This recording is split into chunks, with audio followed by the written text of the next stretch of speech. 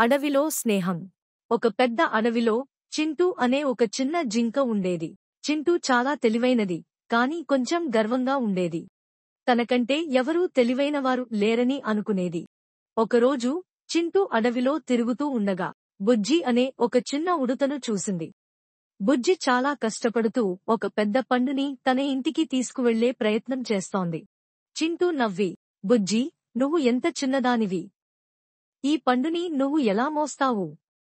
నేను కావాలంటే ఒక్క గెంతులో ఆ పండుని నీ ఇంటికి తీసుకెళ్లగలను అని అంది.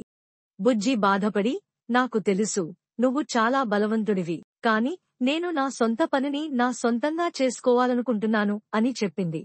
చింటూ నవ్వి అక్కడి నుండి వెళ్లిపోయింది. కాని కొద్ది దూరం వెళ్ళాక చింటూ ఒక పెద్ద బురద గుంటలో చిక్కుకుంది. ఎంత ప్రయత్నించినా బయటకు రాలేకపోయింది. భయంతో కేకలు వేసింది. చింటూ కేకలు విని బుజ్జి అక్కడికి వచ్చింది. చింటూని చూసి జాలిపడింది. బుజ్జి ఒక పొడవైన కొమ్మను తెచ్చి చింటూకి అందించింది. చింటూ ఆ కొమ్మను పట్టుకుని బురద గుంట నుండి బయటకు వచ్చింది. చింటూ బుజ్జికి కృతజ్ఞతలు చెప్పింది. బుజ్జీ, నన్ను క్షమించు. నేను నిన్ను తక్కువగా అంచనా వేశాను. నువ్వు చాలా తెలివైనదానివి, దయగలదానివి కూడా.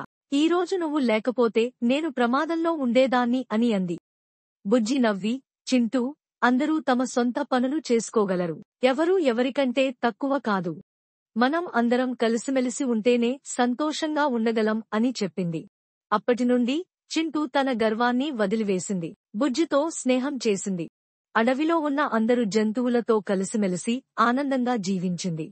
నీతి: ఎవరినీ తక్కువగా అంచనా వేయకూడదు. అందరితో స్నేహంగా ఉండాలి. సహాయం చేయడం మంచి అలవాటు. గర్వం పనికిరాదు. ఈ వీడియో నచ్చినట్టయితే లైక్ చేయండి, షేర్ చేయండి. నా వీడియోస్ ఇంకా కావాలంటే సబ్స్క్రైబ్ చేసుకోండి.